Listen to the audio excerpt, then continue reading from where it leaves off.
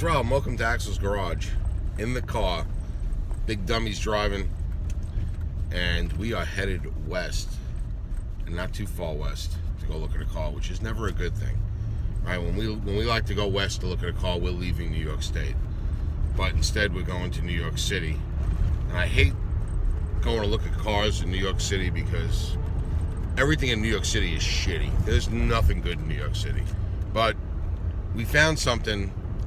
You know, we bought that XJ for the twins, and kind of Emily has apparently, and my wife has taken it over, and it's become a girl's vehicle, really. So many fucking cars this morning. Yeah, well, it's Saturday morning traffic in New York City. So we thought it would be a good prank to get another XJ, the same year and the same color, for the little Big Dummy. So we found one, and it's in Brooklyn, and me and the Big Dummy are going to take a ride, and we're going to see if we could pull off getting this one. Definitely not as in good a shape as the other one, but you know, Steve-O will probably want to put a lift kit in it and maybe some bigger tires and stuff. So this might be a good core, right? Core, is that the right word? A good starting point, because he'd want to tear some shit out and tear it apart a little bit, and because this is a more beat up one, this one might be the right one. So we're going to check it out. The guy claims it's not drivable because of front end issues. I think I could drive it though. He claims there's no shock in one side in the front end, but he sent me a picture and it looked like a broken sway bar link. He didn't even send me a picture of the missing shock area. Well, we'll see what happens. It's been an hour and a half. We looked at the Jeep. It was what I expected it to be. It's a little rough around the edges, but it's not a bad foundation for an XJ for the little Big Dummy Steve-O. We could not get it started. I have no doubts that it's going to run decent. The guy's the original owner, nice guy. There's no reason why I shouldn't doubt what he's telling me. But it's cold. It's like 30 degrees. It's got a weak battery. We tried jumping it. We left the jumper cables on for a while. We just couldn't get the thing to start. So we made a deal on it, on a handshake. He didn't want to take any money as a deposit of down payment. The handshake was all he wanted to do, which was fine. He's going to charge the battery up during the week, and we're going to go back there next weekend and hopefully pick it up, and we're going to bring a battery with us just in case the battery that he's charging all week has crapped the bed. So we'll bring one just in case, and we'll see what happens. Be back with you in a week. All right, we're on the road again. It's been 3 weeks since we last checked in with you, I think, because I don't think I videoed last week when I was with Amanda. But a week after the fail to get this thing home, I went back with Amanda. We went with a fresh battery, and we had jumper cables, a jump pack, a fresh, known, good battery, and the gentleman had charged that battery up during the week, and we hooked everything up, and no go. Tried both batteries, tried jumping, tried the jump pack. Just as soon as that starter engaged, and it was engaging, the solenoid was kicking out the gear, and it was engaging, and it would crank about, you know, like a half a roar, and then immediately just not have enough juice in the battery to turn it. So there's something going on there. The gentleman happened to say that in his garage, he's got a storage garage, he had a spare starter, a new starter, which is odd because, I mean, I got a lot of spare shit. Starter ain't one of them usually, unless it's for a small block Chevy. But, you know, like I don't have a bunch of spare starters laying around. So he's got a new starter.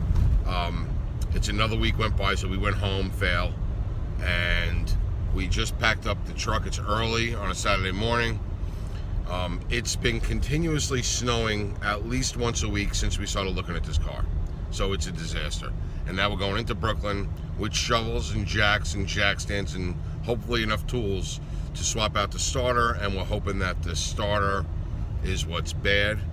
I tried hooking jumper cables directly up to the starter to give it enough juice just to rule the cables out, you know, that positive battery cable going down to the starter, and it didn't make any change. So we're hoping that the starter is what it is, and that, you know, the guy, I have no reason not to believe the guy that he was moving it, you know, back and forth, because, you know, otherwise in Brooklyn you got to usually move a car from side to side for street cleaning, which has all been suspended, so he hasn't had to move it because of all the snow we've had. So yesterday, it just stopped snowing last night. It snowed for about 24 hours. We got about 6-8 inches of snow on top of the 16 or 18 that were there already, and we are going to go into Brooklyn where that much snow could be a disaster, so we might really have to dig this thing out even to get it to starter. So we'll check back in with you and see how we do. All right, we're on the road following the big dummy home.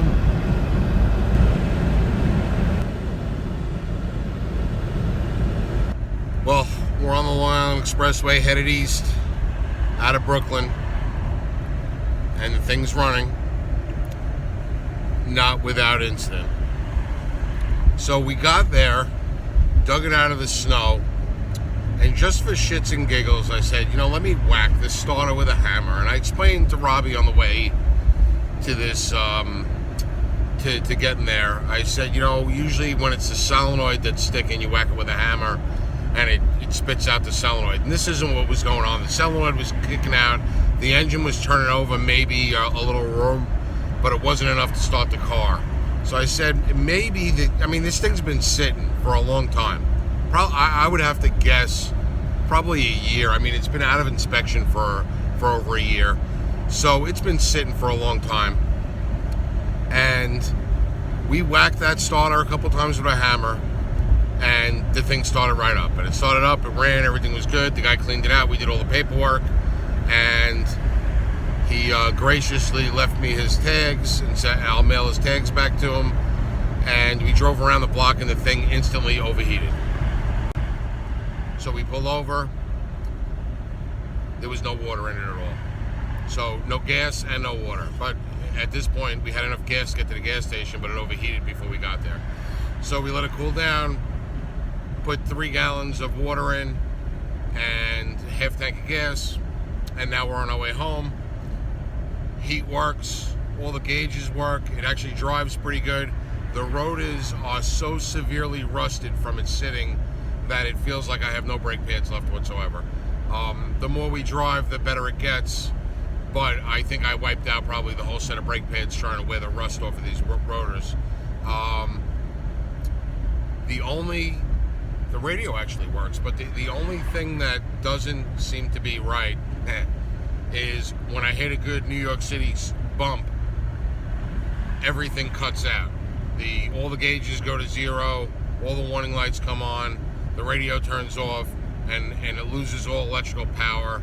The engine stays running, not great, but the engine stays running when this happens, and usually the next bump and everything's back again. So we're on a little bit smoother highway now, and it seems to be, all electrical systems seem to be working well. Hopefully we don't hit any big bumps and I lose power. So I'm kind of trying to stay in the right lane, so if I lose power I can coast off onto the shoulder. But the shoulders are filled with snow, and this is New York City, and they're on our big shoulders in New York City. So once we get out of the city limits, we'll have a little bit of shoulder to pull onto if we break down, but hopefully we'll make it home. We made it home. Uneventful.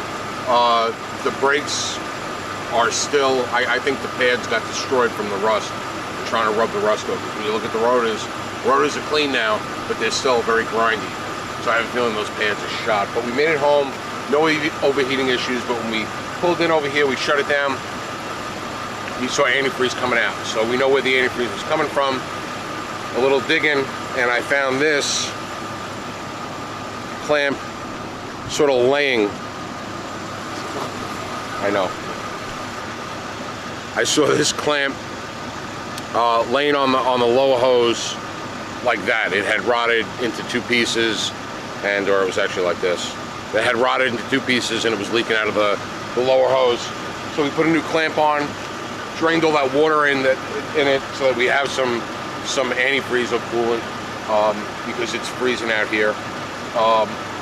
So we drained all the water out, put a 50-50 mix back in it. We figured out what the I think we figured out the electrical gremlin. The battery, we were pulling it in and out, and the ground cable leg that comes off the battery negative that goes to the body, that was like hanging on by a thread, and the battery bracket wasn't on, so that was rocking around. So we put a new ground there. That ground had completely broken off by the time we got home. So that's probably what that was. We put a new ground on it there, secured the battery, tightened the battery post down. Everything there is good. Checked the oil. It's sitting here idling, nice. Not a noise, not a nothing. Knock wood. So hopefully we can get started on this at the same time that we're working on the other XJ. This one needs a little bit more work. It's been love tapped a few times. You can see how the bumper is a little misaligned here. Same thing in the back. Body's pretty straight on this side, pretty straight on top and in the back. The only issues we have with the body is going to be over here, where both doors got smacked. Now, I know gray is very hard to match, especially 20-year-old gray. So we actually found a rear door, same gray, same year, in real nice shape, and we got that already. And we've located one in Jersey, one of these doors, same year, same color, same everything, without any dents on it. And we're not going to be able to get this door until some of the snow goes away, because the Jeep is in the back of someone's house in Jersey and it's covered in feet of snow. So when it thaws, he's going to give me a call and we're going to take it right out to Jersey and get this door. We already got this one. And other than that, it just needs a little cleanup, and then we'll do some suspension work for Steve-O, some interior work, and he should be happy with it. So that's it for today. Getting the twin Jeep. We got it home finally after 3 weeks, and all it took was a hammer. Hope you enjoyed the video, and look for more videos to come on another XJ series. Thanks for watching.